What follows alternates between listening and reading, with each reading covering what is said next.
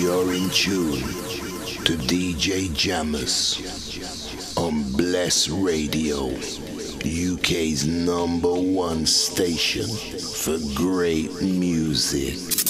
Don't touch that dial.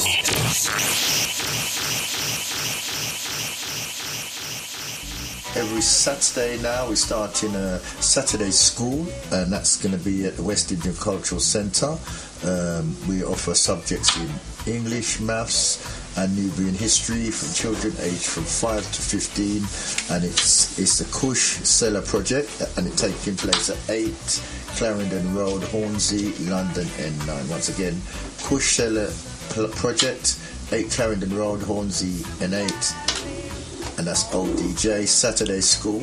And for further information you can contact 07377131834 or 07497069702. Sponsored by Uptown Cuisine, The Light Shop, Bless Radio, Galaxy Radio, SLR, Conscious Radio and BAP Theatre. Once again, it's taking place every Saturday starting from this Saturday, and I'll be there. It's from 11 till 2 p.m. I'll be there doing a course in etymology and imagination for the children. Yeah, well, big up DJ Jammers. You're tuned into the Jam Master Show on Bless Radio. Glamour Kids say that. Say, ooh, ooh. Find Your Voice and Family Support Group presents Truth About Prostate Cancer and Mental Health. Also look at the roles of parenting and the roles of the social workers. Date, Saturday, 28th of April, 2018. Time, 1:30 p.m. to 4:30 p.m. Venue, Parkview Academy, which is on West Green Road, London, N15 3QR. Tickets, only £5 in advance. Also get tickets from Body Music. For more information, contact Brother Dougie on 0788-240-3871. Also 07960-239-493. Your health is your wealth. What do you want? I want to love my culture. I want to have my locks and not be like my little brother who was told he couldn't go to the school because he had dreadlocks. I just want to see change for the youth them. That's it. I want to see the youth them grow up and get the knowledge. So I want to find ways to network all our communities together to make sure we can do better. So if you're African, you must find the African perspective in what you're doing. Basically, I just want my people them to wake up and understand, you get what I'm saying, the levels of teachings and all these things that separate us. We need to drop it out. And all blacks coming together and freeing the whole continent of Africa. Okay, what I want to see is a united Africa, as the brother was saying. Say 3 words here: unity, strength and balance amongst my people. Simple. I want to see us questioning things. I want to see us challenging things. I want everyone to feel empowered, everyone to know how important they are, because then we will get change in the world. Well, this is the higher meditation, because these are the times right now the earth is moving in a positive vibration. People, them are wake up and rise up. These are the times that we are talking about. Keeping it positive, keeping it real. King Selassie, Rastafari, govern the earth and the people them. You see me, I say, yeah. Who's heard of Jammers as a first thing? Well, Jammers kick up a storm at the moment.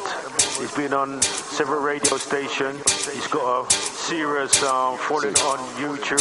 He runs the Speakers Club, and also he's got a book out. Now you're tuned into DJ Jammers on Bless Radio. 5 till 7 is the Jam Master Show. Every Thursday there good vibes aflow. With etymology if you make your brain cells grow. Words have got many different meanings, right? I'm going to discuss the meanings that applied in a certain way that keeps us restricted today, alright? Now you're tuned into DJ Jammers on Bless Radio. 5 till 7 is the Jam Master Show. Every Thursday bear good vibes aflow. With etymology if you make your brain cells grow. By the power of 10, they didn't need to use swords anymore. And if you look at the word sword, you turn it the other way around, you see the word. Now you're tuned in to DJ Jammers on Bless Radio. 5 till 7 is the Jam Master Show. Every Thursday, bear good vibes aflow. With etymology, if you make your brain cells grow. Yeah, big up DJ Jammers. You're tuned into the Jam Master Show on Bless Radio. Glamour Kid said that. Say, ooh, ooh.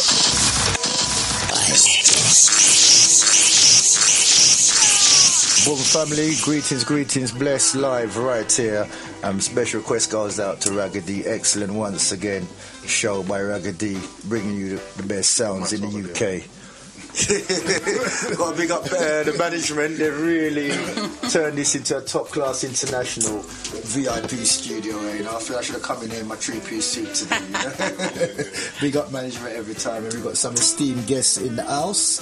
So we've got a queen, because I remember the last show that we was getting battered, me, Theo, and the rest. That's why it's half of the men are not in the studio today, because we've got this event coming up, which is the coming of the Superwoman. You know, and we tried to make a case, and the women were battering us left, right, and centre. So I've got to announce we've got a queen in the house tonight. So can you, great to have you here today. Can you and tell us who you are? Great. I'm just putting it on you because I can never remember words when it comes to names for some reason. Okay, Great Uprising family, Great Uprising. I'm Trisha, life expressionist, a woman in the revolution, and I'm here, to rap with you this evening, and I like the way you said woman. Is that relating to the womb? Yes, the womb of man in the revolution. I'm also on Galaxy Radio. Big up Galaxy every time I bring it. Definitely 102.5 FM, and we're talking about togetherness, And as togetherness, what is your? Because there's no competition. We're on a mission. So when is your show on Galaxy FM? My show is on a Tuesday, and I haven't been on for a little while. I will be on Tuesday, this coming Tuesday, from 2 till 4. 102.5 FM frequency. So yes, the only de-brainwashing station that we're all carrying that trend now, because we realise, we see the time, and we know we have to create the vision, because we're not doing this for ourselves, we're doing it for the next generation. And the ancestors are calling us, they are speaking loud. And today, I just want to reason in that places, where do we feel that authentic self, because as a woman in the revolution, a life expressionist, I am doing the journey of connecting and reconnecting to my higher self, my inner self, my natural being. Thank you. And we've got another king in the house here, Theo, one of our regular contributors. He was sorely missed last week, and he's back today. Theo, how are you? I'm doing fine. Thank you very much, Jammers. Yes, a good evening to all the listeners. And yes, it does look very impressive in the studio. It's good to be back. I have to say that part where you were talking about us getting battered around, I must have missed that part. I don't recall myself taking any shellackings of any kind. But but having said that, it's always good to extend and expand the discourse and everything. So, a more balanced dynamic is always welcome. And I heard you've got a lot of work you've been doing. You've got an event this week. Is it this coming? Yes. So what we have, it's as most of us are aware, or at least should be aware, we recently witnessed the transition of our sister Winnie Mandela, and so we have an event that's taking place at, we're bigging up Uptown Cuisine once again on West Green Road in Tottenham, and we will be there on Saturday evening from 8 p.m. onwards to take you through a life in transition, celebrating the life of Winnie Mandela, and there will be activities aplenty and a variety of support performers of varying stripes, spoken word artists, performers, instrumentalists, and the floor will be open for anyone to come forward and give a tribute of their own to Winnie Mandela. So that's what we will be doing on Saturday. We're still, working frantically to prepare and everything to make sure that the actual environment is conducive for everyone who will be coming. And yes, that's what we're doing, Jammers. That's excellent. What time's the start? What's the start time? Yeah, we'll be starting at 8 o'clock in the evening. Yeah. And the performance segment will follow through till around about 11 o'clock, and then from there onwards we will just be getting together, and you know how we do, like Buzzing Bees party. So we'll be taking it to that kind of style again once we've gone through the formalities and everything. So that's what we're doing over the weekend on Saturday. And where do you know the address? Where Uptown Cuisine is situated? It's 20A. Yes. West Green Road. The easiest way to find it is that there's a Sainsbury's local on that road, and Uptown is situated pretty much directly opposite there. Right, fantastic. So that's at the Seven Sisters station end of West Green Road. And if you haven't sampled the food, make sure you pass through at some point. Excellent food down there, 7-star rating. Trisha? Yeah, so you're going to talk to us today about getting yourself together. As I'm eating my nuts. Yeah, I was just gonna, I'll engage. We can, take the conversation where we're taking it. But for me, it was just connecting and reconnecting on what it is to live as an authentic being, and where do we take that journey of feeling and being our fuller self. We know that this is a time of a reawakening, and just checking in with with ourselves in feeling that place of awakening. What does it feel in this time? Because, emotionally, we're branding a lot of words about, we're branding words like, well-being and mental health, and these things are quite high on the agenda out there. And I work within the system, and I'm seeing that, the mental health of our young people, as well as ourselves as elders, is being challenged, stress-free zones that we used to have before. Everyone's highly stressed. It's very concerning to me that children as young as 7 years old talk about how stressed they're feeling. And for me, that's a concern. And as an elder, then how much of a responsibility do I hold if I haven't been able to create an environment where our children don't feel stress-free? And so why do you think, you're saying 7-year-olds are being stressed? Oh, do you know how many 7-year-olds I work with? And, I'm on the journey of doing meditation classes, and I've done meditation classes before, back in the day, and kind of put that down in order to do Tai Chi and do other forms of art. But I'm seeing that the chaos that we live in the city has created an environment that is making us run before we can walk, Everyone's moving now. I don't know how you find it, but we're kind of moving at a pace now where sometimes we're tripping over ourselves, We're meeting deadlines. We've got things to do. Our mind is overactive. And so what I observe and what I'm putting back out there is that we need to take a deep breath, a whoosh moment, where we stop and feed into what is actually going on within our higher self. So, like I said, children as young as 7, and this is out of the environment that I work in. I'm doing meditation classes and just even doing stillness techniques. with the children that I work with, because they're coming and saying they're stressed, and they're getting stressed out over things like peer pressure, some family issues, just even down to the way they look. A little girl said, she's of dual heritage, and said, I don't want this frizzy hair.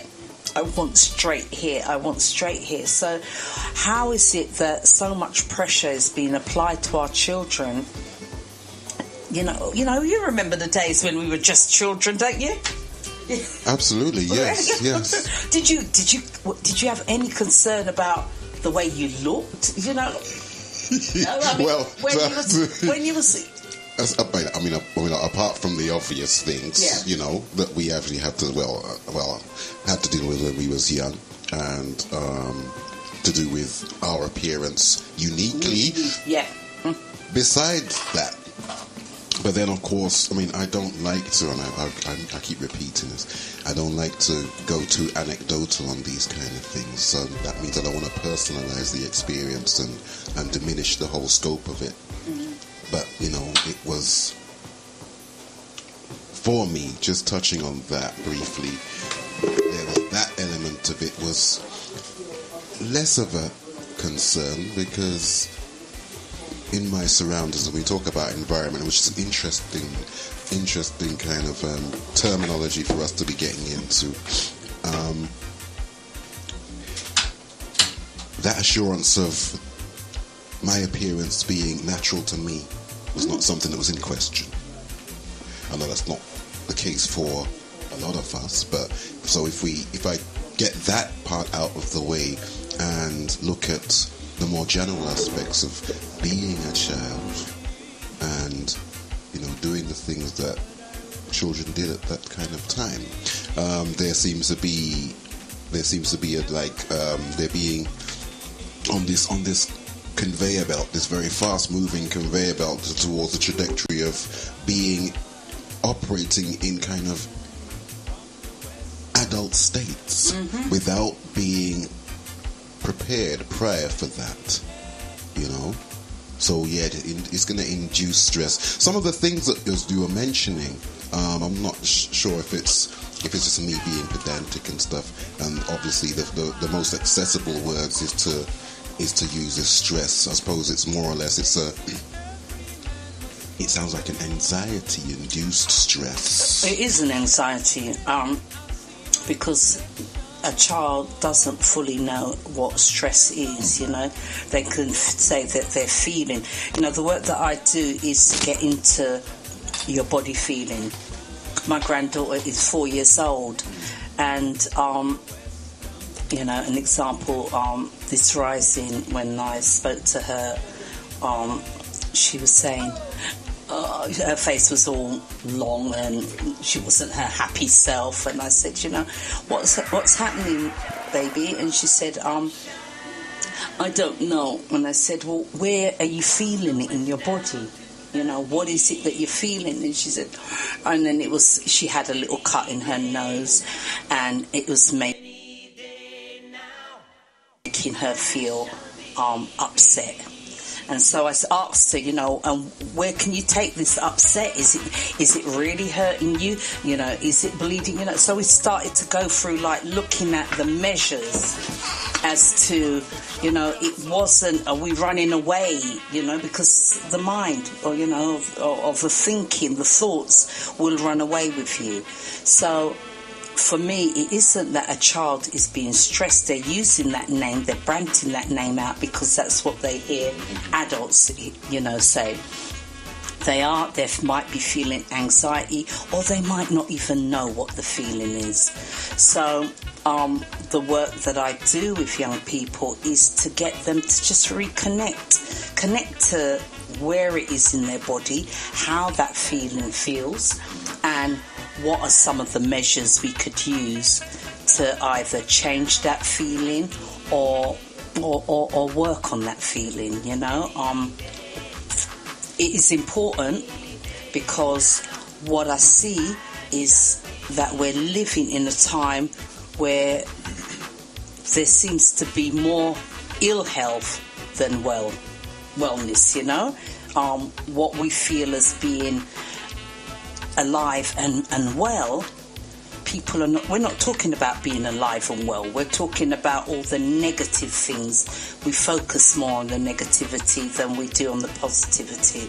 And so for me, I know that my childhood was about adventure, was about knockdown ginger, was about, you know, you know, climbing over walls and doing mischievous things so that I could be the child that I wanted to, you know, the child that I was, and I used to rough and tumble, you know. I didn't mind putting on a pair of trousers. I mean, if my dad wasn't around, that is, you know, to really get rough and dirty and enjoy life. Too much emphasis is being put on how we look, what we look like, if we, you know, and like you said, it's all adult behaviour taking its place. Yeah, we're talking at the moment about children now being pushed to be adults. Previously, you know, you had recreation centres, you had social centres, you had after-school clubs, and you had parks where the children could go and freely express and explore who they were as a person without having a label imposed on them to work with. You say, what is meditation then? Meditation is whatever you give your focus to. What it is, it's just a practice of being focused, stilling the mind, slowing yourself down. These are terminologies that I'll use. I mean, people have different definitions for how they see meditation. For me, when I look at meditation with the work that I do with children, it's just for them to be able to give their focus to slowing down and internally looking at their breath, looking at how they think, where their thought patterns are made up and how their thought patterns come about. So yeah, for me, meditation is the slowing down and the focusing, the stillness and the attention to. You can have your attention to your breathing. You can have your attention to looking at nature, looking at flowers, you know. So is it the same as daydreaming, or is it different from? Daydreaming is you know, one could look at daydreaming and call it a meditation because you're allowing the mind to wander with daydreaming. As in meditation, you're giving the focus to. So with daydreaming, you could allow the mind just to go. Likewise in meditation, you could allow your mind just to go. But there's more in meditation. There's more focus put on the stilling of the mind, slowing your mind down to. You can stop it. You can actually stop your mind. You'll stop your thoughts from thinking, you know, because we do this overthinking, and sometimes within our thoughts we jump from one thing, thinking about one thing, to thinking about they say we have over 1 trillion thoughts in a minute, you know. So it's what we allow ourselves to keep our focus on. Yeah, I like what you said when your daughter, because as you said, a lot of things we throw labels at things without actually perceiving the reality of what something is. We're too busy defining it rather than actually feeling what it means to us. So. Yeah, and where's that feeling? And what part of it, you know, is it in your body? You know, can you actually pinpoint? Because you know they say we need to feel from our heart. You know, our heart has its own vibration. And, you know, sometimes when, like you said, we have anxiety, then, you know, you might pick that up, that it's coming from your heart, you know, and alignment of your chakras. So what do you think is necessary to get your mind into that way? Because I know you're able to detach your mind from what other people, you know, the construct of society and formulate your own original thoughts. So, in your process, what do you see is a way that we can achieve our optimum. I mean, right. To try and stay general on the whole idea. So let's start from the point of what we're talking of. We're referring to in terms of meditation. Yes. That's a great place to start, and that very simple account given of it, whatever you're giving your focus to, is that's a really great baseline to establish it, and to continue from there. Because going on from there, we talk about definitions and being labelled and not really having any. And it's something I advocate about, not having any real clear, my term, definitive terms of reference for what that term is being brought about actually amounts to, you see, because we're using this particular linguistic form of communication. You see, I've avoided using the usual word because I'm careful about what I say all the time. Yeah. Now, and then, okay, using this form, then you see what happens is you're not really referring to something itself. When you're using this form to communicate, those terms you're using represent the signs of your ideas, not the things themselves. So the properties that are being that are in connotation with those ideas then influence the way in which you relate to everything, and then to a certain extent to yourself. Yeah, and I'd just like to. So if you're operating within a certain mindset framework and everything, and you have then been to a certain extent trained, or in fact trained yourself to a certain extent, to respond in predictable ways to certain stimulus, then you don't advance. You stay captured within a certain paradigm in terms of your mentality. And to do meditation is then to focus on the ways of moving you forward in a process where you can realize or actualize an expansion upon your present state of your ideas. And any medium that's beneficial. I was here with another sister on a show discussing the healing properties in music. Now I'm a musician, and I can quite readily identify with that, because for a long time, and I still do this, and there will be times when I will switch everything else off, and the only thing I do is absorb some music. That's it. There's nothing else going on. Nothing else going on. When we talk about meditation and daydreaming, which you referred to, as far as I understand it, these things are associated with altering certain brain states. You see, so the focused idea of the meditative state isn't necessarily one and the same with the daydreaming, whimsical. You're not really focused. You're just allowing you're going to a different brain state, and you're not really focusing or really kind of like looking at any potential actualization or realization of anything. You see, that's just how I kind of apprehend it at this present point. But that baseline of being focused as being the basis of any meditative process is a key one to understand. Yeah, I'd like to take in what you just said and put it in a frame, actually. But and I'd just like to concur, because basically we're responding to definitions, that people are defining us, deeming to take away from you finding it for yourself. Yes.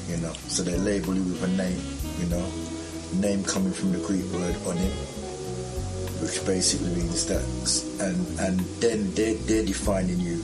It's called, is it exonym?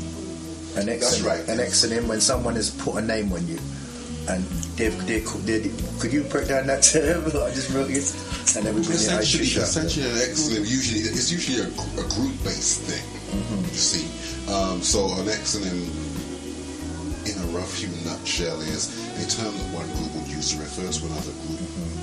But essentially that group that's being labelled doesn't necessarily use that label themselves. Right, yeah. And I just like to bounce off of that. So basically the term black, you know, someone has given you this term, you know, and you never really originally called yourself by that terminology. You know, the terminology that's put on you, how can you actually use that term to any effect? Also, the term that's put on you is based on someone's psychological analysis of you. So you start to try to fit the description that somebody else has put on you, and then you're never actually finding who you really are by going under the terms that someone else has labelled you. Sorry, Trisha, you'd like to come in? Yeah, I hear you. You know, in Zion, when we lived, you know, in our higher state, you know, we were just who we were, you know, and I can see how that construct that we've now been brought into in this Western hemisphere really use it. You know, they use the name black to play us, and we play into their psyche where, you know, it can bring us up or it can bring us down. So it is a very dangerous word when you look at it from that point. It's the power that we give it, isn't it? For every word, we know that we're living, you know, under the spell of the word, and the word is this Western, you know, word that no matter where you go in the world now, we're all being indoctrinated and forced to speak this tongue. And this tongue doesn't carry no vibration frequency to it. It's very low on its vibration. So I and I ourselves as a people will have to give the power to the words, that the word sound that we use, until we get to that place where we're using our own language, you know, when we roar up and we communicate with our higher self, which is our inner self. Yeah, I'd just like to give a practical example. Basically, we, with our higher nature, was able to experience different shades, which they called colours. Basically, when you take the word like blue, black away from the colour, you can actually experience the vibration of the colour. You can actually tune in when you haven't got this word that you have to use your brain to analyse before you can naturally feel the vibration of what it is you've surrounded yourself in. And that's powerful, isn't it? You know, and that's who I as essence of, you know, the first people are. You know, that's what we're about. You know, we're not about, you know, when we use the words to describe the object or describe the colour, we come down on a we come off of our higher frequency. We come down on a lower vibration because, like you said, you know, we could use the whole essence of our inner world to make the expression for the colour. So that means we're not feeding ourselves. Somewhere within, we're not getting fully fed, because the construct was designed that way so that we don't vibrate at our optimum, our third eye. We don't resonate in that place. And another thing, what they do, because this is a language of deception. Yeah. Because it was created for war, to win from a people that have living in a place of scarcity. So their every move is designed to capture something. So when they use words, where we used to use words to bring out our higher nature, and African language is a doing language, they use words to analyse and capture. Hence the term literacy. Lit in Latin means to quarrel. Literacy is terrain, land. So every sound that comes over their mouth is designed to capture something or the other. And grammar has been designed to enact that trickery, because grammar comes from gramore, to call down a spirit. So every time they use a sound, is to either lie or to call out a certain nature, hence the term label. So they're laying a sound over something. So you see something called chocolate, and you'll be seduced by the advertisements. By what you think in your mind, you see chocolate. But it's a label, so really the ingredients of chocolate, it might be soda, bicarb, perspex, glaze or plastic, and because you're not looking at what the real essence of the ingredients is, you get seduced by this language deception, and part of it's called equivocal. And could you give me the definition of equivocal? Well, equivalent is equivocal is more or less synonymous with the whole. It's. Am I being heard? Yes. Right. So when you're talking about equivocal, you're talking about a word or phrase whose meaning isn't essentially clear. So they talk about ambiguous. And it actually, for example, you and I might be right-handed, someone else might be left-handed, and then you have somebody who will profess to be ambidextrous, which they can use either. So these equivocal phrases or words are either or words. So there's this. It's like it sits at neither end of an absolute. It can mean one thing or it can mean another thing. You can say something equivocal or ambiguous to somebody. They don't really have any essential idea of what you've meant fundamentally, and that very dimension is custom built into the language. We have a caller. Is that you? That was confusing. Right, so it's I thought it was a studio phone, Okay. Is it ambiguous? It's exactly. That was an ambiguous moment. So that's essentially sums up the equivocal.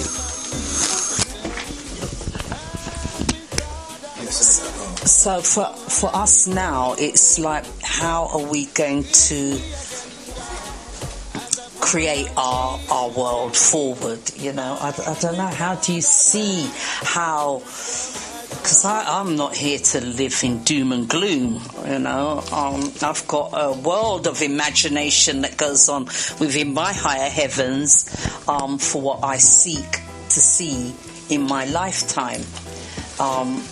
And the vibration of how I see my world, I have to live it with the words the only words that I know how to speak. I'm not, I haven't learnt another tongue as yet.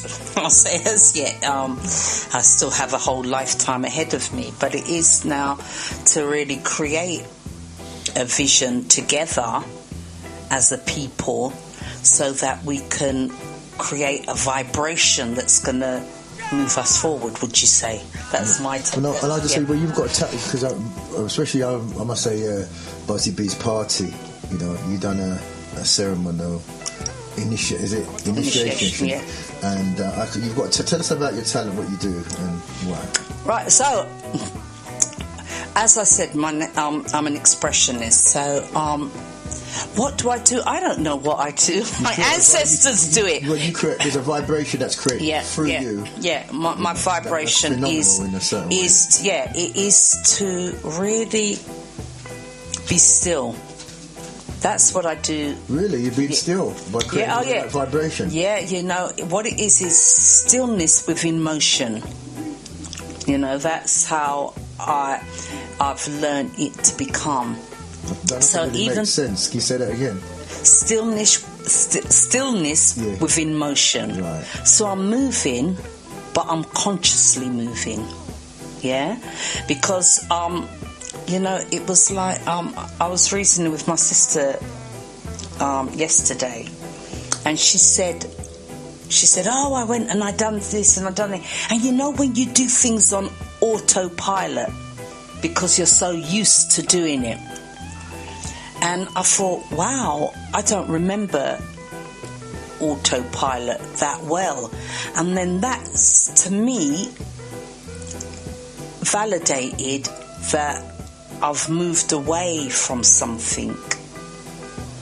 I may be used to, like when the children were smaller, I used to have such routines that certain things I might have done without thinking.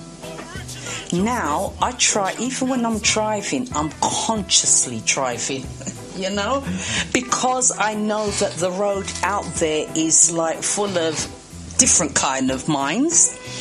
My mind has to be sharp. So I'm consciously looking right and left and I'm trying to stay within the moment. For me, the most important part of this journey that I'm living is that I'm trying to stay with each moment. I don't know what the next moment's going to bring, so I can't think about it. I don't know, what's gone has gone already. But the only moment that matters is this moment now. And if I'm consciously aware of this moment now, then it opens up the next moment. Does that make sense? And just to clarify, because we was at a party, I remember, Buzzy B's birthday party, and you came in and people had to describe it. You came in and you was chanting and you was burning incense but what it is that you can't really describe is the vibration that was left in the room and how it transmitted to the people in the room, and it carried forward and it stimulated the spark of the party. So it's fantastic. What would you say about what Aisha does? Yeah, from your. I get the. I didn't have that much difficulty with the stillness within motion. Yeah, I'm just saying for people out there, for listeners. All right. How would you describe it? Okay, you're talking about the vibe at the party, or you're talking about the description of what the expressionist does in the moment. Well, first the vibe of the party, so they can visualise the party, and then you can then go into it a bit more. Well, I'm not sure if they can visualise the party. that was something. That was like I said, I can only when we're saddled with a certain form of communication, we can only give signs to these ideas. You cannot convey that essential experience to those who didn't have it. You see? That's when they talk about the difference between sympathy and empathy, you see? Right? When you can't feel, then you can only attempt to show some kind of sympathy with the person who had the experience. I think we can vibrate by the vibration and the tones in how we speak. We can transmit that feeling. Yeah, I could recreate it in the sense that if I share my account with you, then if I take you through the step, if you're present in the moment. So I think probably the best way. Could you do one now? All right. A little for the blessed listeners and for us here in the studio. Okay, so that's the best way, to give it. Can I so do live at Bless, we're privileged to have Aisha, and she's going to bless. Mm-hmm. Yeah, and so if we take ourselves, if we ground ourselves with this moment, I'm going to ask you all out there let's do a moment of gratitude, a moment of giving thanks. Giving thanks is something that was given to us by the Almighty, by the ancestors, and by the universe. So I give thanks for this moment, and I give thanks for this day. And giving thanks for this moment, and I center ourselves with inner peace. This inner peace that dwells deep within each of us is the inner peace that keeps us focused in this moment. So if we take a breath a deep breath. So when we inhale this breath, we feel this breath from our dantian, which is on our stomachs, below our stomach. We take a deep breath, and I'll ask you to take your deep breath. Sit up straight and allow yourself to fill up. Allow your stomach to expand as you inhale your breath of life. Hold your breath, count your breath, 1, 2, 3, and release your breath. Release your breath. This is your internal, external power. This is what was given to you as your unique gift of life. Without this breath, you cease to exist. So honor, give thanks, give gratitude to the fact that you have the essence of life. So I'll ask you to do it once more, to inhale. Allow yourself to fill up. Hold it, 1, 2, 3, and exhale. You breathe in through your nostrils, you exhale through your mouth. You breathe in, you breathe out. You breathe in, you breathe out. You breathe in, giving thanks, and you breathe out. Whoosha. Ashe, ashe, ashe. Oh. Wow, I feel like I want to go home and sleep now, you know. I wonder if there's any listeners left. That's fabulous. I think, I'm going to have to throw away my teachers in a minute extra and come and listen to you. Phil, I'm sorry to interrupt last time. So, what would you break down? Yes, it's now we've had a live demonstration. It makes it a lot easier for us all. Okay. When it comes to the moment that we're referring to, and we were all present there, and maybe this is something where I can be enlightened on this. And when it comes down to the experience there, that was a collective one amongst all of us who were present at that moment at the party. You see, you can get an idea through somebody conveying their words over a phone, but then you're still dealing with an idea that is your own, that's being communicated by someone else to you over a medium. I would say that the effect would be slightly different to those even listening to what happened just over the air just now, to those of us who were in that room, who were in that space, who were in that moment at that time. So to actually convey that direct experience after the fact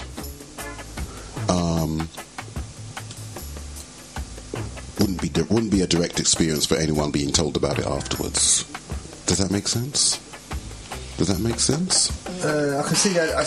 I've got a different viewpoint, but I see how you're saying it in a certain way. But I just feel that us as a people, we can transmit the feeling. So even somebody who wasn't there, from the vibration and even just the way you say something, you can experience. Yeah, I know what you're trying to say, but I guess maybe you're not transmitting that feeling to me right now. What I was wanting to get more, an analysis of what she does. That's what I would like. You're from a music and you know harmonies and you know vibration. So what I Trisha just demonstrated, in your perspective, what did you see transpire at the party? At the party and now, how she modulates the inner vibration and transmits it to everybody. Well, the first thing to recognize is not so much to try and draw any correlation with harmonies as such. Let's deal with the raw basis that the voice is an instrument. right? And I think that may be what you're trying to refer to in that now I can take a recording from the 1950s of a jazz ensemble and feel like I'm in that room. The way it's been recorded, the interplay between those musicians, then you're feeling that overall effect of what has been created, right? Because when you're talking about music, you're talking about a conscious appreciation of vibration. Yeah? That's what you're talking about. And to that same degree, you were feeling that same vibration coming from how she uses her voice and infuses her spirit into it and creates that vibratory atmosphere, right? So that's what it is. And so then that comes from what is essentially she refers to as the stillness within motion. Creates that which everybody else is absorbing and appreciating at that level. That's what I meant when I said, well, I didn't have any kind of quibble when Trisha made the statement, because I got with that immediately. You see? So that's what I was trying to say about that, if that's what you was asking. I think that's great. We've got a bunch of crew who's passing through. Yeah, Trisha, she's talking about what was it? How would you describe yourself and what you do again?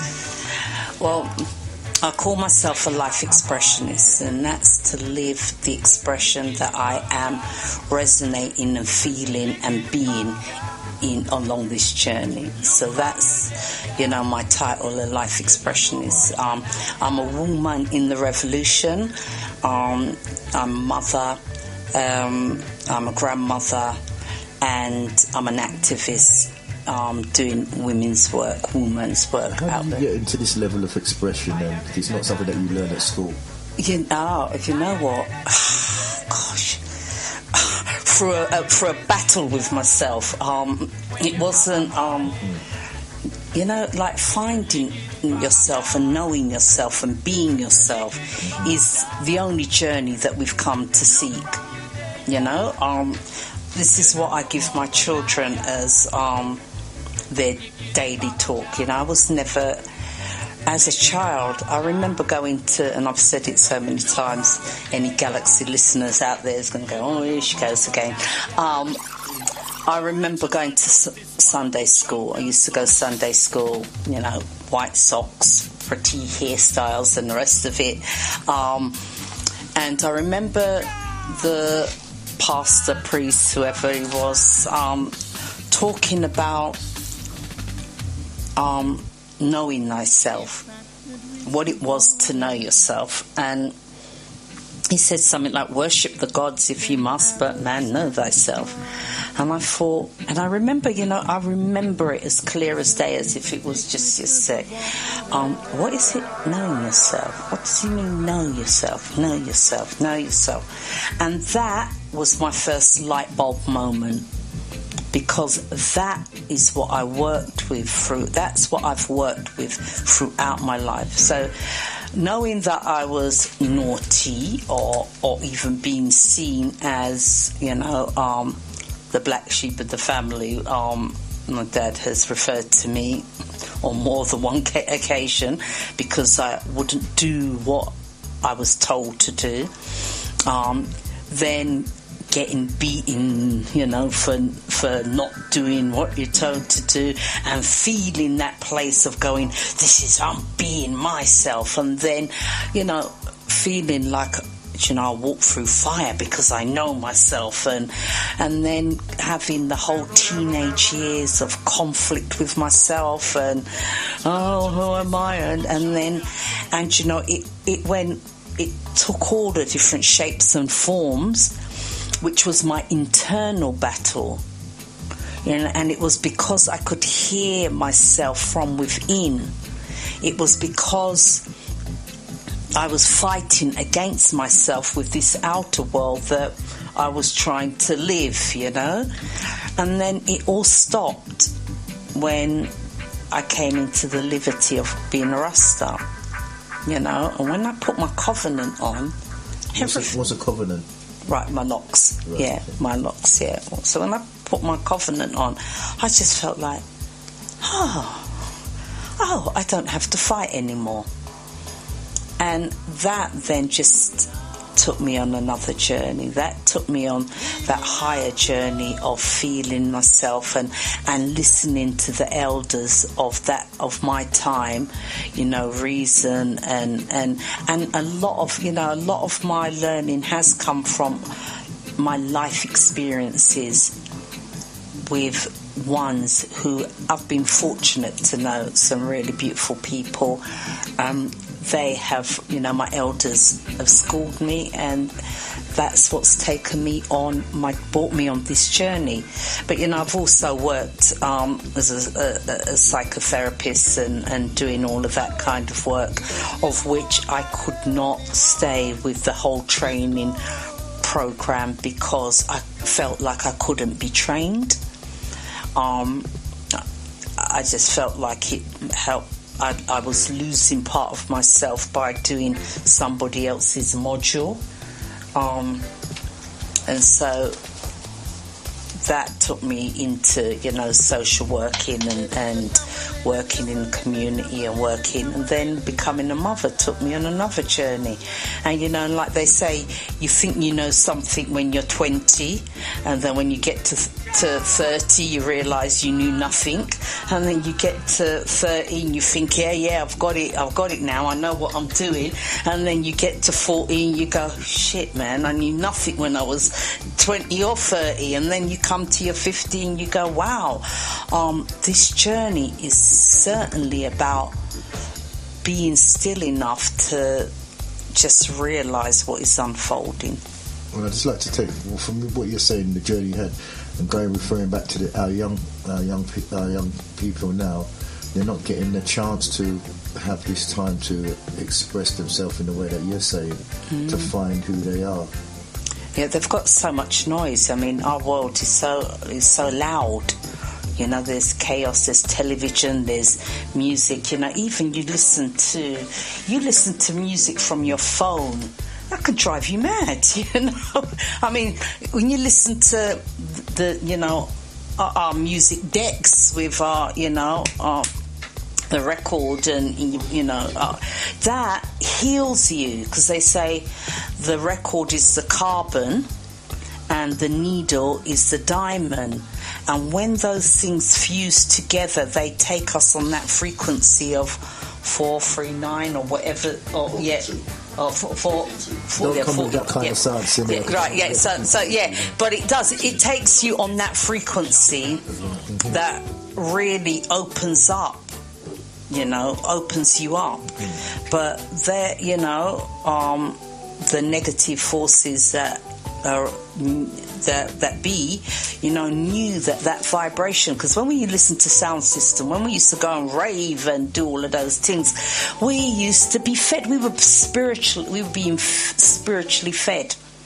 We were, and even that the loudness of the noise was for us. It wasn't for anybody else's ears, because they came along and said, "Oh, listening to music at that level makes you deaf." Never made me deaf. But so yeah, just the youths nowadays need a whole rehealing. They need to heal. Some have parents that, themselves wasn't fed certain gems that we all know was valuable for our time. I always stayed true to, I surrendered to the role of a mother. I didn't take on motherhood like it was a part-time job. It was, and even to this day, I'm still in the surrendering mode of working with my children. I believe I have to speak to every child. I have 5 youths, and every one of them needs at least an hour or hour and a half a day of reasoning. That's a lot of time. And when you put that time in, you see the rewards. Theo, I just want to bring you back, like for the meeting in relation to music, and like the music, the sounds that we experienced, and what Patricia was saying, and now the social media and the amount of electric signals that is going through the body, in relation to the effect it has. What would you say? Like you say, when you listen to music, it takes you to another level in a certain way. But now the music that they're hearing now and the electric signals, what would you say is the difference? Well, the difference is that over time, it's like, look, go back to those raving days. Go back to the days of the gram. This is what we're talking about. Remember the gram? Yeah, right. We all had one in the house, and then eventually, but we saw the creeping phases going on right in front of us, although it wasn't apparent what was going on, because it was the gram, and then it came to the things like the integrated stereo system. Still had the turntable, Even before the likes of Pioneer and Technics and JVC took over with the stack system, you saw you was heading in a certain direction, and then of course the digital age came in with the CD, right? But then but before that, the way in which what we're calling music was produced and was recorded and mastered became digitized, and then the way in which it was even laid down was a digital process. So whereas before, when we're talking about your jazz and you're talking about our roots and everything like that, this was about the interplay between musicians on an acoustic vibratory level. You see, when you come to the digitized variant of that, you're dealing with things in technology known as quantizing. What's that? But that's when you're trying to make the arrangement of notes and beats mathematically perfected to then have a predetermined effect. You're literally creating hypnotic trance inducers. And it's funny, while you were talking about that, I was laughing about something, because a young brother I was speaking to, he's around in his 30s right about now, and he'd talk about raving, and he would go into people who are outside and who can't see in the studio at the moment will not see any of this.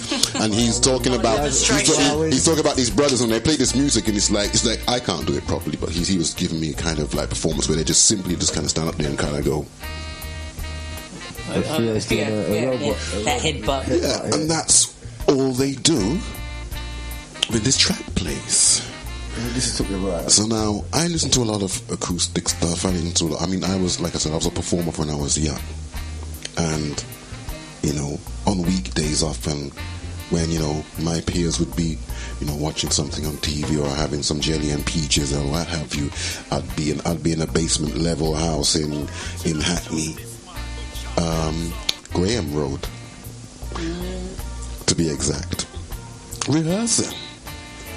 But you had it all there. You had the bass player, the keyboard, rhythm guitarist, lead guitarist, saxophonist.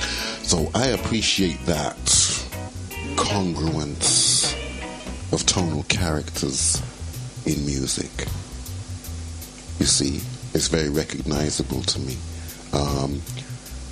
Generations down the road, when encountering this kind of stuff, I hear reactions like that stuff puts me to sleep.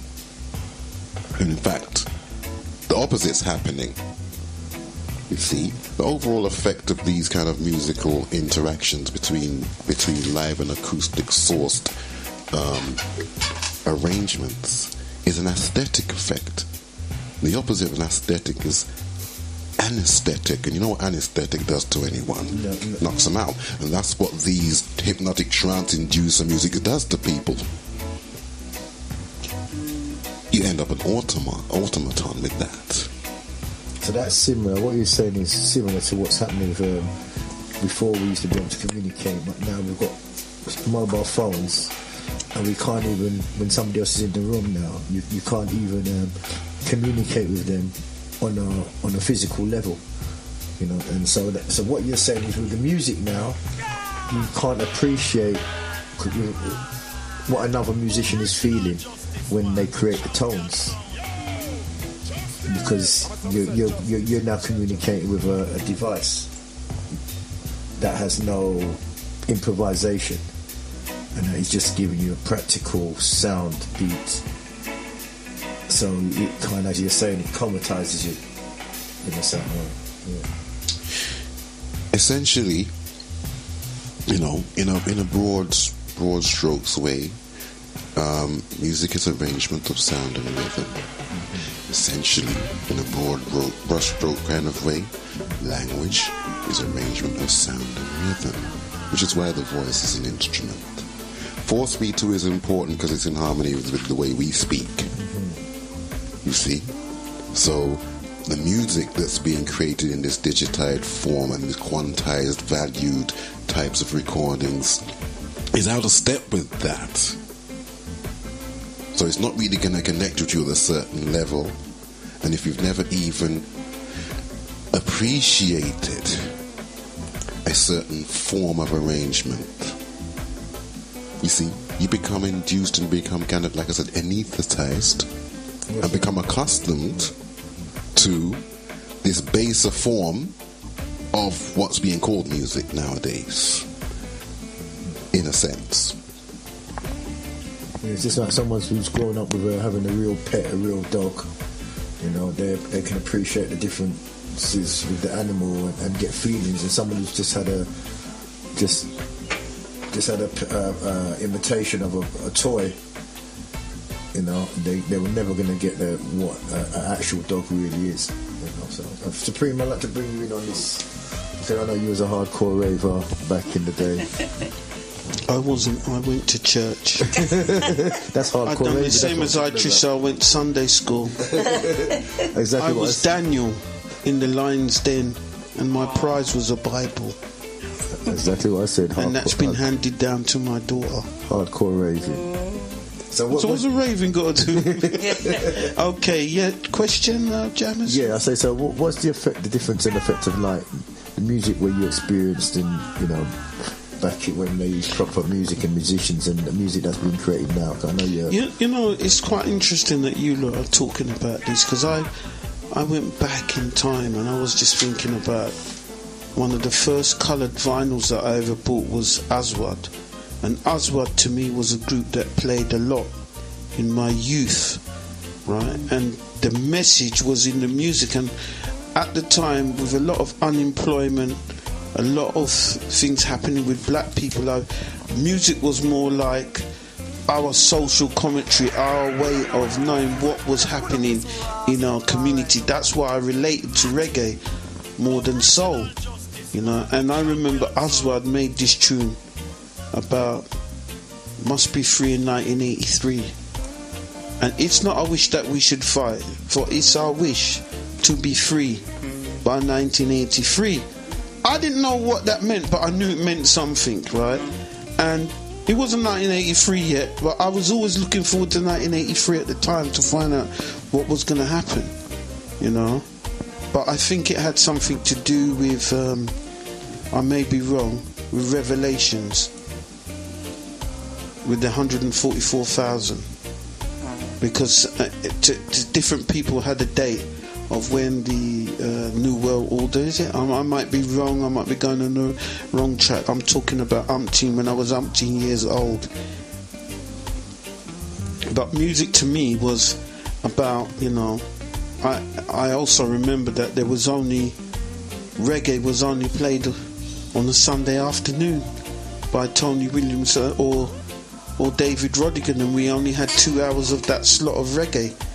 So we enjoyed and waited up to hear the latest reggae tunes. So to me, it was more about the message that was coming from certain artists. Going to school and meeting up with my friends and talking about, did you hear that new tune? I must go to, I think it was Body Music at the time, and get that track, because we used to tape it on a C90 or C60 cassette and just take the whole radio show, and used to have little sound clashes with our tapes in class. You know what I mean? That's what music, it was like we thoroughly enjoyed it and we spoke about it And around the time as well, for me, I'm strange jammers to stop me. I used to buy a music magazine called Black Echoes, right? And I was always thinking, yeah, one day I'm gonna buy myself a sound system, you know. And in the back of there was ads where the guys who built amps and preamps and stuff like that. And I kept saying, you know, with my pocket money, to put it aside every week. One day I'm going to get that preamp. One day I'm going to get that amp. And I'll go and listen to the local sound. You know, at the time the local sounds ran was Fat Man, Count Shelley, Sir D's. Those were the sounds that were around at the time. But then came do you call it a paradigm shift? When a new genre of music seemed to take place, which realised to me was Lovers Rock. And what I liked about Lovers Rock, it came with fashion. You know, like it was like, you know, the sounds of Sir George and Heavyweight. It was like, you know what, I'm going to dress up, I'm going to interact with a woman. And the funniest thing is that all this was done in the dark. You know, like, we're done in the dark, and it was like, you know, the dance was, let's be real, what's the time? We were simulating something, yeah? And we were enjoying, you know, that, you know, that was like connection that, that's like our version of English people going to the pub. We would go to, you know, Lovers Rock shebeens or Lovers Rock dances. I remember I used to be a regular at Waltham Forest College. Waltham Forest College used to have all the more, I went more for a while with the Lovers Rock sound systems. Because what it was, it brought the girls out, and the guys would dress up. We would dress up in Farrahs, snakeskin shoes, Gabici. You know, there was a whole scene around it. So I sound like an old man when we say, but when we look at today, no, but when we look at today, when we look at today's music, now just like you mentioned, Theo. You would go in the studio and you knew time was money, so you had to be right. Nowadays, music is made in your bedroom. It's digitized, it's synthetic, it's just so when I look at it, quality's gone out the window because you're doing it in your bedroom. It's very sparse, it's very, you know. And where I saw a big change was with an artist called Dizzy Rascal. And the first time I heard Dizzy Rascal's track, I thought, what the hell is that noise? I love you, boom, boom, boom, boom, boom. I love you, fix up, look smart. They were just the lyrics. It wasn't a song. It was someone telling you a command. Fix up, look smart, I love you. There was no kind of lead into the vocals or harmonies or that. It was very... And I was shocked, right? I like Dizzy. But I was shocked when he won a Mercury. I said, you got a Mercury Award for that? I was thinking, that's not real music. That's just noise.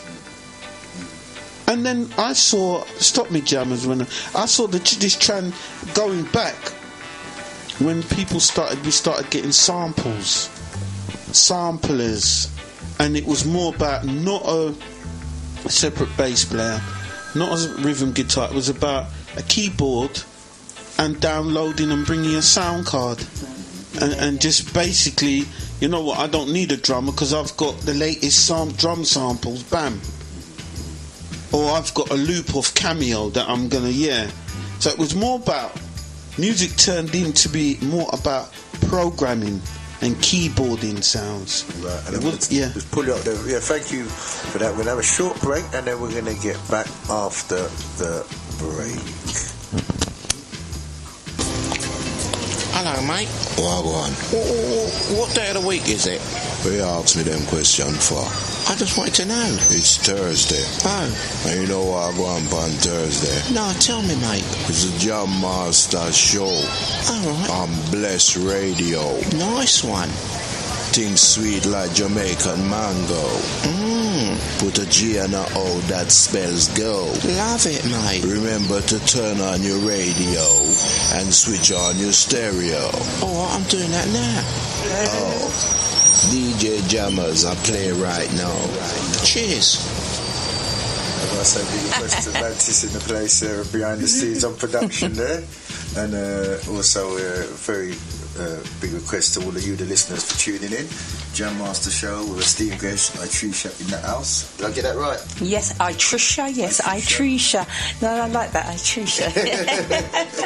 Also DJ Supreme and Theo. And if you'd like to join in the conversation, we've been talking, mainly been focusing on the youth and how stressed out they are, and what now we're going to move forward to what can be done. We talked a bit about the music, about the peer pressure, and about the lack of facilities for the youth to be able to explore and express themselves and find who they are. We talked about also about labels and identities and how words affect your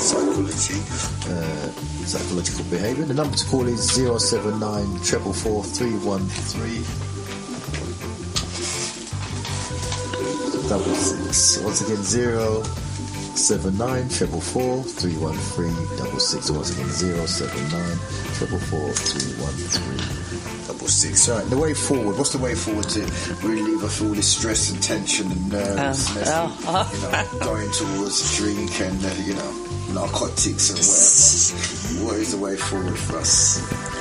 We've got a topic end of the month, Sunday 29th, the coming of the Superwoman.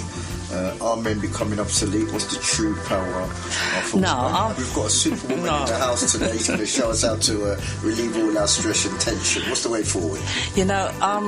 Our man them is not becoming obsolete. They will never, our family as African unity family, we need to create the balance. So we need the feminine and masculine. You here last week, really? Yeah. 2 weeks ago. So how do we relieve ourselves of this stress then? Right, well, you know what? We have to... Well, for the youth and for all of us, we really have to rewind it in and realise that the only moment that matters is now. And yes, we have to create a vision together, but that's a spiritual, we have to de-brainwash ourselves so that we can give ourselves, what we need. And what we need the connection, the reconnection of our ancestral journey, because we are our ancestors. We are our ancestors come again, and in this time, like I said, it is to know oneself, feel oneself, and be oneself. And how I do that, everyone has to know what their practice is, what it is that they do in order to raise their vibrational energy. But it's not about the outside world. Let's even if we don't know what it is about, we just got to know what it's not about. It's not about the illusion that has been created to draw us in and to lose us. Have we got a caller? Caller coming through. Caller? Yes, I. Yes. Man, I love how they are reason still, Respect. I'm big up the sister and the house too. Trisha? Trisha. What would you like to say in relation to what we're discussing? Brother, it's just really, as the sister say, you need a new fresh vibration. Mm-hmm. I don't know if you know a thing called theology. Say that again? Theology? Theology. It means I'm a lover of polite literature, Okay. Marcus Garvey, they tell us, we're educated from the garbage of people's minds, so we have to go to the higher literature, science and technology and all these kind of things, and doctor and earth, I there's them little derogatory thing about just football nice and everything, but we have to study the higher literature books them too, What kind of books have you got any specific authors or titles or subject matter that you like? Yeah, it's knowing yourself, the first book, to know yourself. Mm-hmm. Find that in no book. You have to just examine your own self, And as I say, but it's about knowing yourself right now and just knowing how it's not much the language I hear the sister say earlier, it's about the behavior. Mm-hmm. And no matter what language you know, manners and respect are the same thing. It's the behavior, you know. And how do you think as much as you educate your brain, you have to educate your attitude, you know. And how do you think we can reach out to the youth them to get them to behave in a more civilized way amongst each other? Well, right now I sit to them right now and start a little thing called bring the family back together, you know. Mm-hmm. Bringing the family back together personally. And we are reason the youth them pass the church in the meeting to we have school teachers, we have parents, and we just try and reason it out, you know, with the youth them and hear them views, you know, and embrace them, you know. Because we're going through some difficult times right now, all of us, you know, so we have to embrace each other and try to find the solutions, you know. Mm-hmm.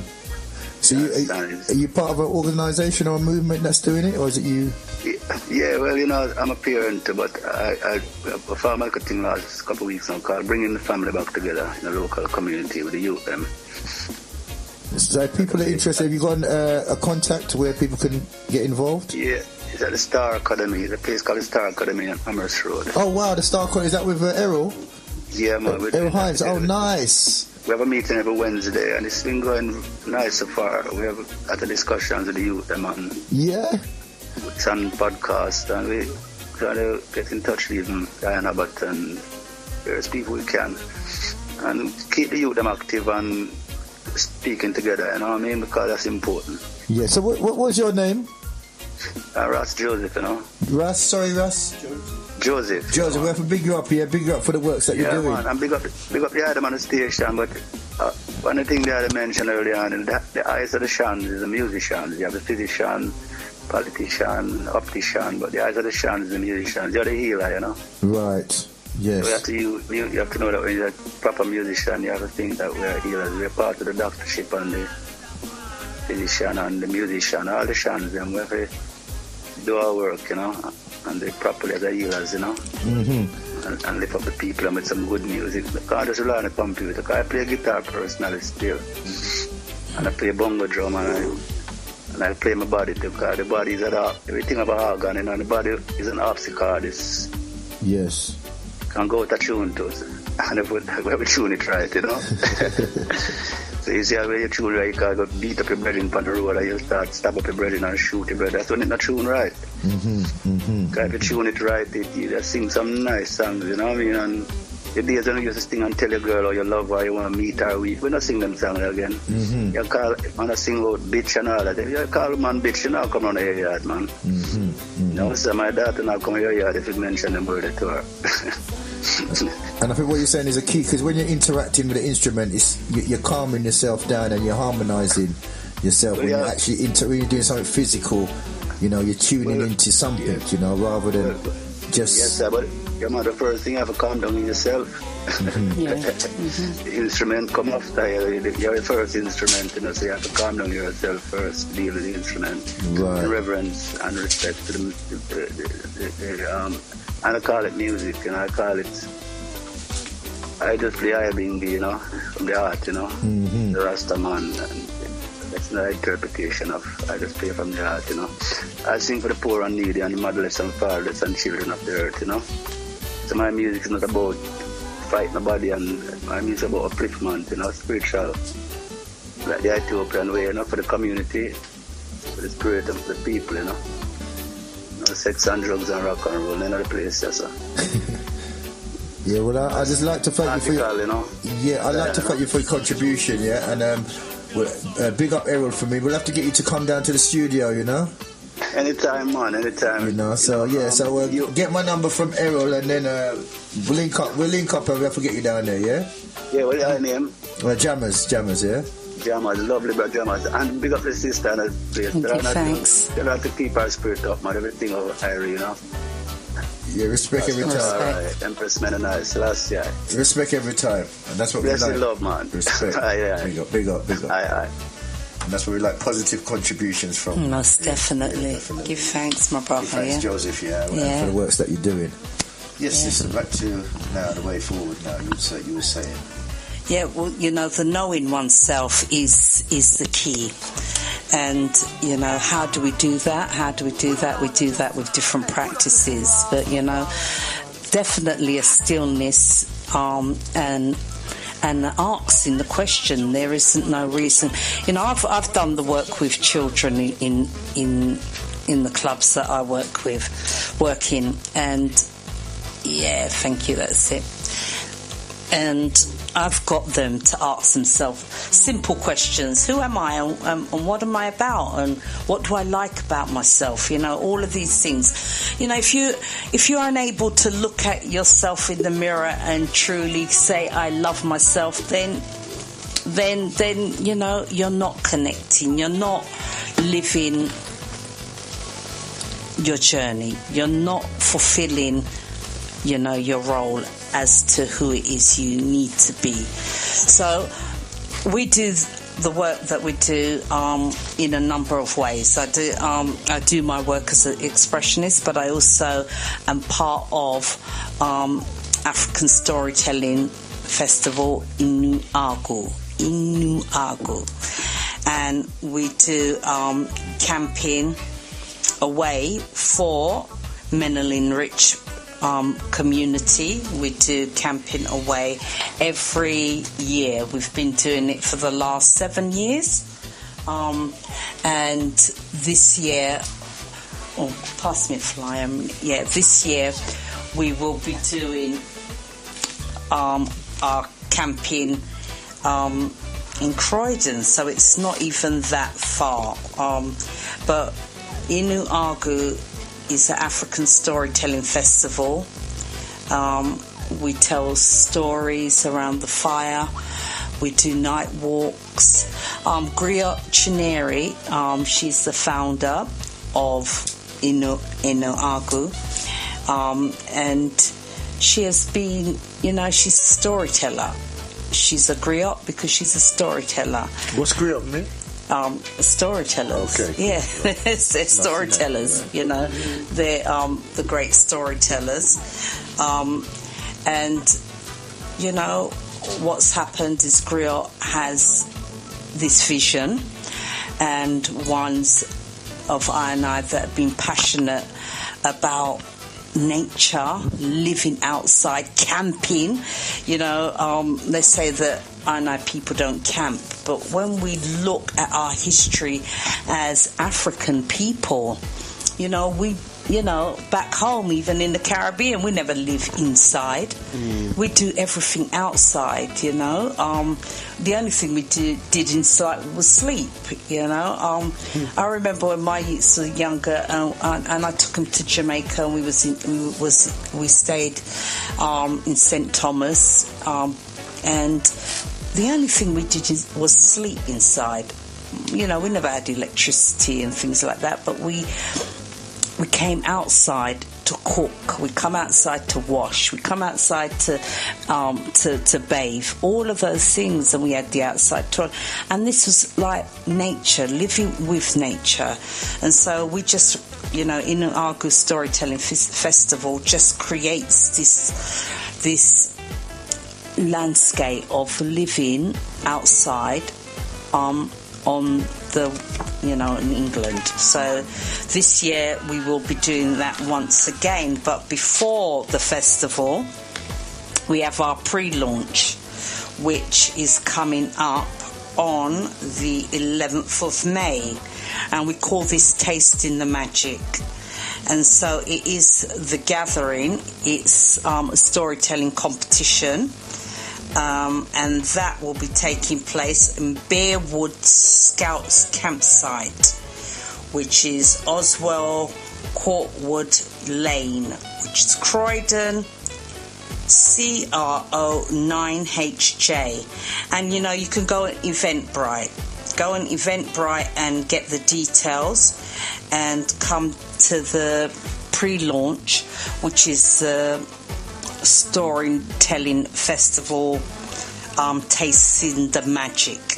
Once you've tasted the magic of the work that we're doing, then you can get ready for the camping, which I will give you those details also, which you know, the camping is 4 days, or Friday, Saturday, Sunday and Monday. That's the 27th of July to the 30th of July 2018. And that's an opportunity for you and your family to come and camp and light fires and listen to stories. And this is what our children need. You know, I took my grandchild, last year I took my son, who's 17.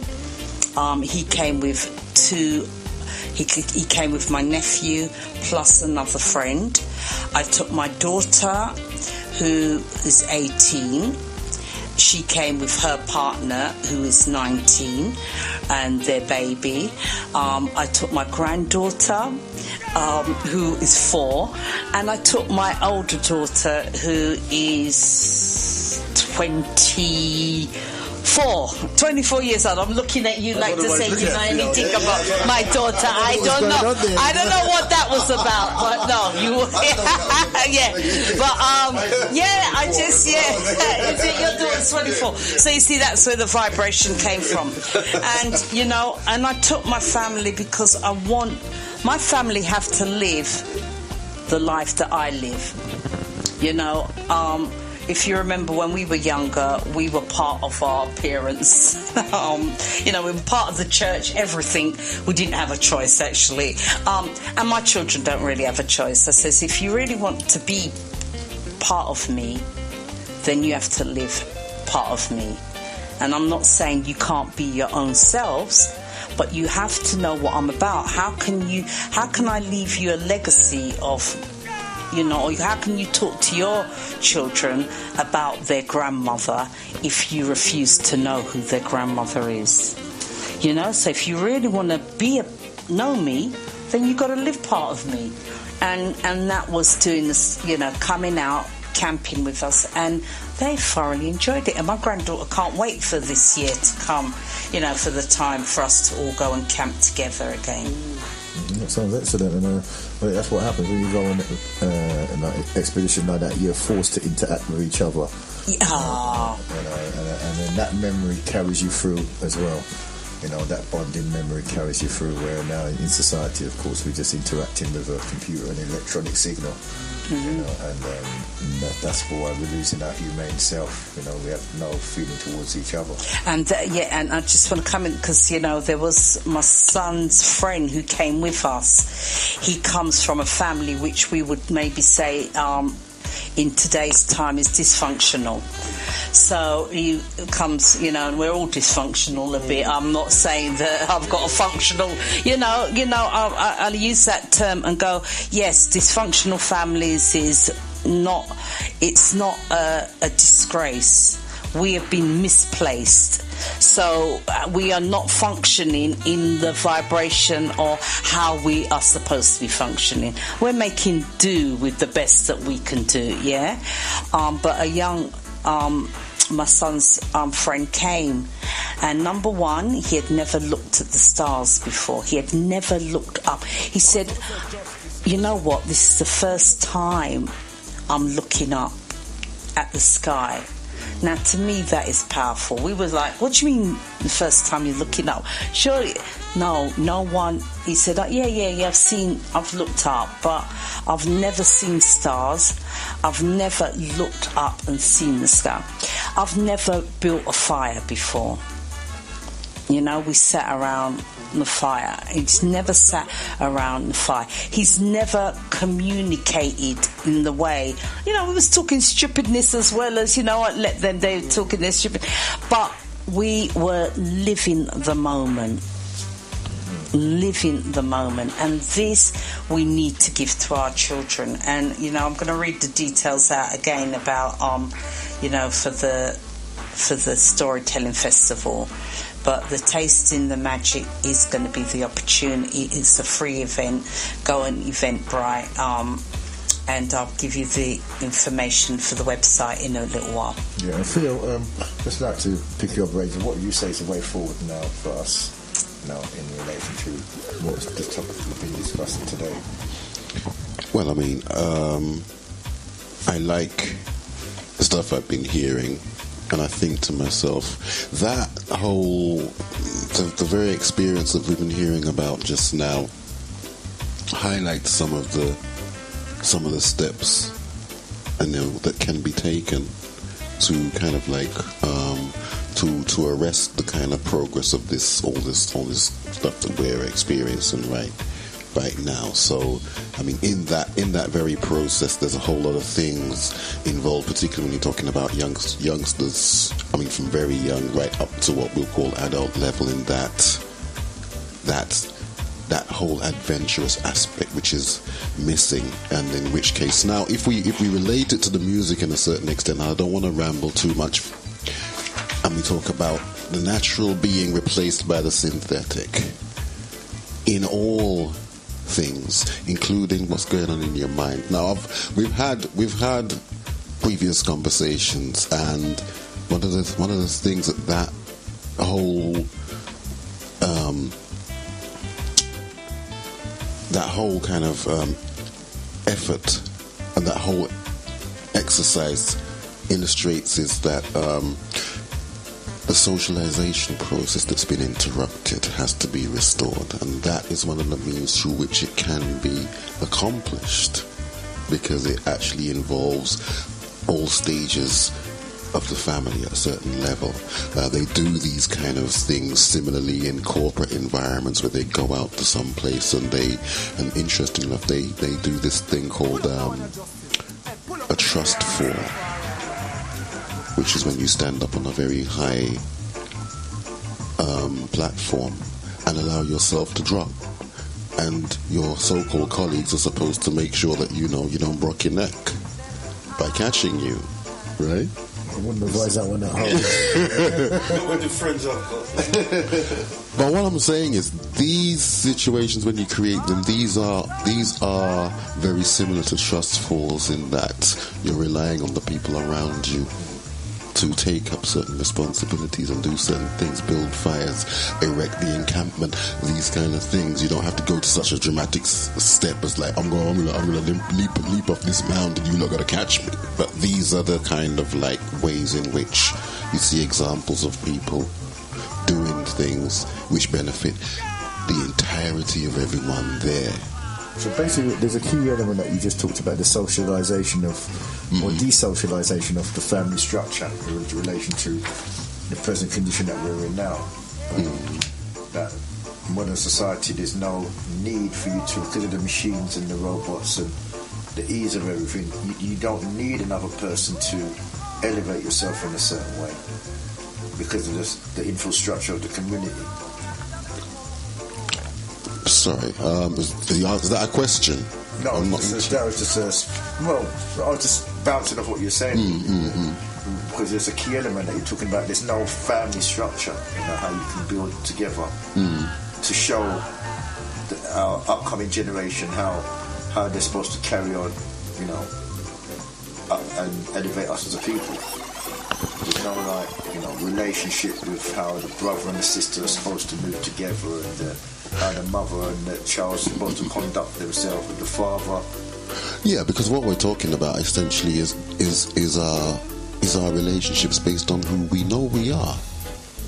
Of course, we're in an alien environment in which we've been misplaced, has been rightly said.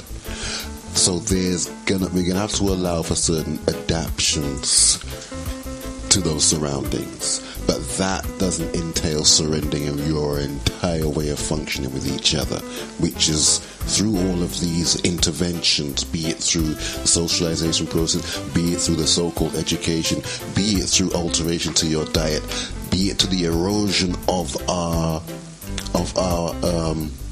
social activities, like what we used to do, the clubbing, the going to the park raves, all of these kind of things. Even when we'd get together and people get to a bunch of cars and drive down to the seaside and just let off some steam down there, and we ride on some rides and come back, these kind of things. Not to mention, the house party with the day away at the dinosaur a long time ago. You see? And maybe some of that, we took our eye off the ball, I think somewhere along, the line we've got complacent, we had things set, our you know, I remember back in the 80s or so, black children in school were doing really well. You know, we were achieving, you know, things, we had things locked down. You know, like you said, you know, we used to have our own park sessions. We used to have, you know, all the seaside trips. We used to have the partner help bring in the money. All of these things. We had things in place. But somehow we became complacent. We got too comfortable. I don't know whether it was Maggie Thatcher's days or whenever it was. But, you know, something happened and a shift. And, you know, and what we have to remember is that these forces that have been working against us, they have been, you know, they've been working against us for a long time. So that while they were plotting and planning, we were sitting down and thinking, oh, we've got things made. You know, now we can spend money and overspend money and we can enjoy and whatever. And so henceforth we rewind and we come to the time now and we can see that everything that we had has been tampered with. Everything has kind of broken down. Our family structure, you know, the way we ate, you know, the way we communicated, you know, all of our things, which was our social ground, has somehow taken a beating. You know, and now I give thanks because there are a lot of groups. I really give thanks for our caller. I know that you have some information in your hands. I know that there are a lot of groups out there now that are rising, and we are on the rise. You know, they say we're dawning the age of Aquarius, and this is the time of awakening. And we have to give thanks because the ancestors will speak. Whether we want to hear them or not, they are speaking loudly now, and they are speaking to all races. They're not just speaking to us. That's why you see that sometimes we've got some of these videos that come up showing the Wazungu man telling you, or woman telling you about these times. You know, they're admitting to their own wrongdoings. So we don't have to fear nothing too much, you know, but we do have to keep focus and realise that this is, we'll watch it. Stop watching it, yeah. So we are rising. Better days to come, and yeah. I'd just like to concur that it's the next revolution is the revolution of the mind, and you know the events that are taking place now is the good effect is that we're taking our head out of the TV, and we're starting to see now that the situation with our youth at war with each other, it is now making us focus away from this alienated society, and we're waking up from the slumber that we're in. Supreme, you left out of the equation, I think. Yeah. I just want to jump in there because 10 more minutes to just come in. Yeah. You did ask Trisha what was a Griot. A Griot is a messenger that went from village to village to tell a story. I don't really like the word story, but it had a moral. So the Griot is like a historian, but probably will put it in a storytelling form so it remains alive. And I'm gonna say the power of a storyteller is very, very powerful, and I'm gonna relate it. Let's say the Wazungu's version. They call it nursery rhymes. Now the other day I saw 3 black girls at a cultural event singing Ring a Ring of Roses, a pocket full of posies. That brought me straight back to when I was a youth, and I'm saying that's the way how they keep their message alive. That was about the Black Death, Ring a Ring of Roses, and what. But when we have a look at the power of what they've done, they've made us embrace their nursery rhymes, such as Hey Diddle Diddle, The Cat and the Fiddle. These are things that, hold on a minute, you might not know what it means. The same with Humpty Dumpty sat on the wall. Humpty Dumpty, but that's their message to remind us of something that happened in their history. Humpty Dumpty was the cannon, innit? It was a cannon that broke a wall on a castle wall, the biggest cannon that they had to fight off the enemy. I'm not going to go too much, but I know that's their history, and that's the way how they kept their history alive. Now, I'm going to say, if I was to say to you, sing Happy Birthday, right? I'll ask Theo, how would you sing Happy Birthday? Just sing Happy Birthday as you know it. I'm not going to sing Happy Birthday. Well, we'll just sing. At all. But I'm just because I'm the wrong person to ask. Because as soon as you because as soon as you ask me, I would do all kind of how can I put it? All kind of improvisation to it. But I know where you're going with what you're asking. They've got us singing Happy Birthday to you. Happy birthday. Now, if I was to say you, give me Stevie Wonder style, automatically your brain will go to Happy Birthday to you. So we have to realise the power of a musician and the story that they're telling. Yeah. Now he's singing Happy Birthday to you about just what Martin Luther King, am I right? Yeah. Birthday. Yeah. So now when we sing that, we're remembering Martin Luther King. So we have to realise the power of when we do something and change it and own it. Yes, most certainly. I was going to mention a sister who was I would call her a cultural messenger. Sorry for taking up, because she talked about storytelling, is Miss Lou. Oh. Miss Lou. Why I say this is that she was a person that kept alive a certain culture or storytelling in patois. We are lacking our storytellers keeping something alive. So when you say, well, what's the future for the children? Maybe we have to start looking at doing the storytelling to them earlier about our history, so that when they grow up with the melodies and the rhymes that we've given them, they will pass it on to their children and their children. We could have a nursery rhyme or storytelling about Jammers being in the studio doing this show. Yeah. And it was that that's what I'm saying. If we have that, then they realise, you know something, there was something in history that happened why this came about. You look at you look on the football terraces, they do things what we call chant. We have our chants. We've got our chants. That's what I'm saying. We have our rituals, but you see, I think same thing. We have our libations. We have our but you see, it's only the few, and we needed even to start this show off with a libation and a story, because we are the messengers. I was taking some notes, and when you spoke about that young boy, his experience around the fireplace and looking at the stars, that's what I call relationship building and bonding, because that's the reason why, let's go to the Wazunga. The Wazunga would call it residential. You're going, when a team is dysfunctional, what do? Yeah. You know what? Things are not working in the business. You're going on a 2-day residential, Jammers. You might not like your manager, you might not, but they send you away and you're supposed to go away and come back empowered. That's what I was talking to you about. Yeah. So I think I'll leave it there. Theo, would you like to comment on that?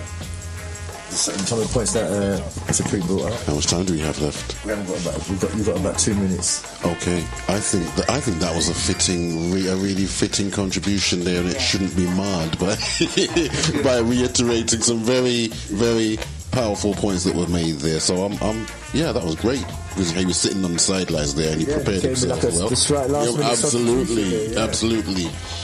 Yeah, that's it. I think that's it's been a really interesting day. Thank you for coming. Yeah, can I just give the website is www.shantichi.com, and Shanti is spelled SHANTI-CHI.com. Now that is for the Storytelling Festival and for Tasting the Magic. All the information is on that website. I applaud you and I ask you to all go sign up and just sign up to our newsletters, sign up to our night walks. next week, Friday, we're doing a night walk, and that's in Oxley Wood. Griotchineri does night walks every month, and next week night walk is in honour of Winnie Mandela. So the night walk is, in Lewisham. Get the train to Lewisham station, and for, is it 7:30? Oh my goodness, I'm looking for the details now. The night walks. If you go onto the website, you will see all the information for the night walks, and for the tasting the magic, and for the 4-day camping out in the landscapes of England around the fireplace. Okay, thank you so much. Thank you, that information. We have to have you back on here again. Theo, you also got once again, you're letting the listeners know about your event in relation to Winnie Mandela this week.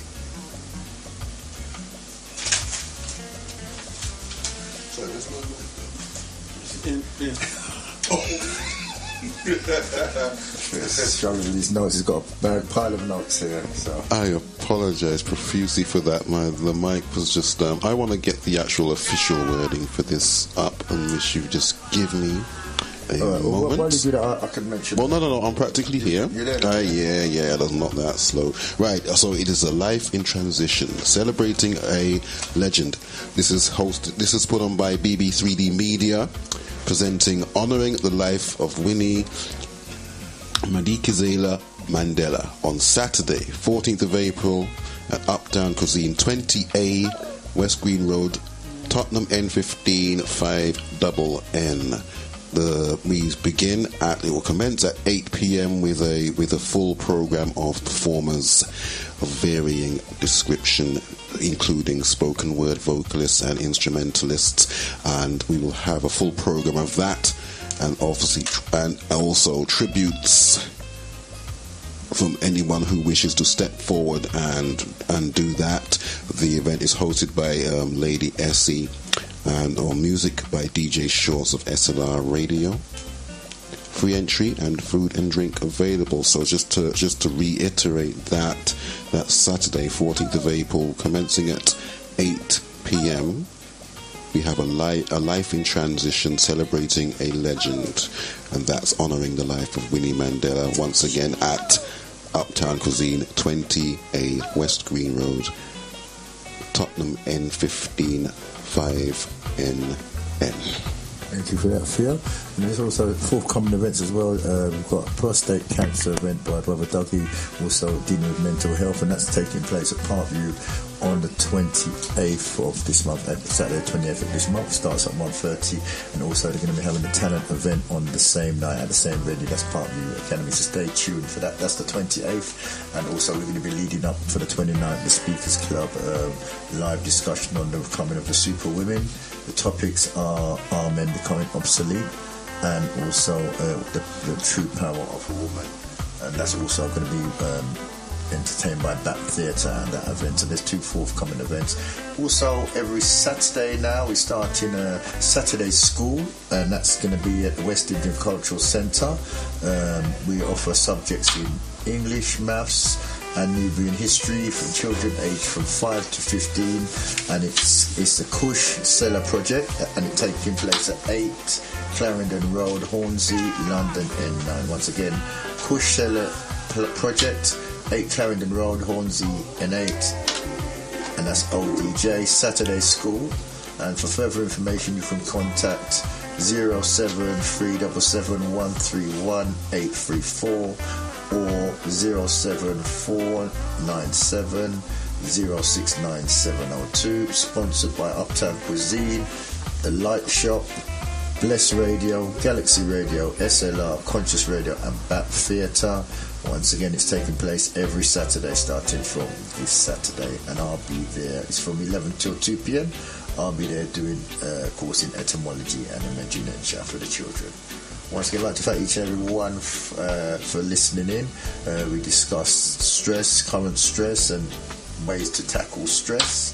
One of the ways is everybody tries to put a label on you or tries to name you based on their perception of you. But one of the best ways of stopping somebody else define you is to just stop understanding the names that they're giving you. So when somebody says something like to put a swear, look at the word swear, you see the word wear, it's like they've got a negative energy that they want you to wear when they swear at you, is to just stop understanding these words. Don't stand under the words that someone's given to put on you. It's just like a common cold when somebody sneezes and you start carrying. It's the same thing when you let somebody else put their own label on you.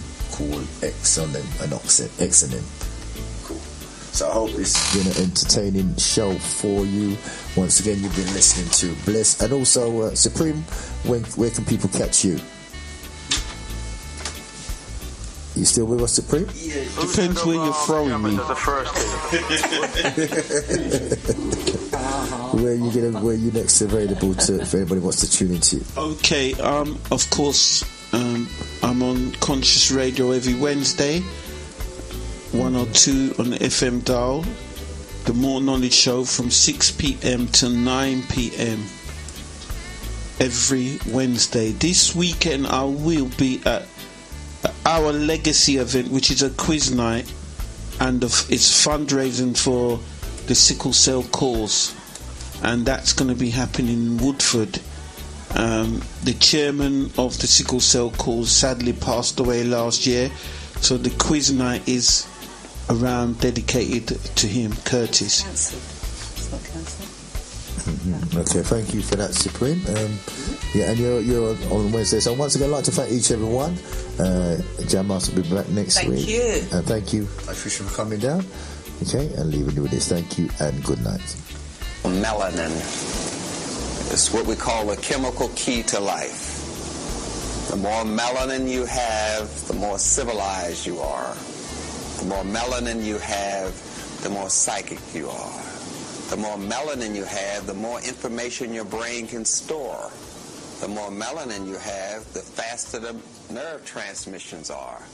The more melanin you have, the more sound you absorb in your ear, so you hear the full range of sound. No other race can do that.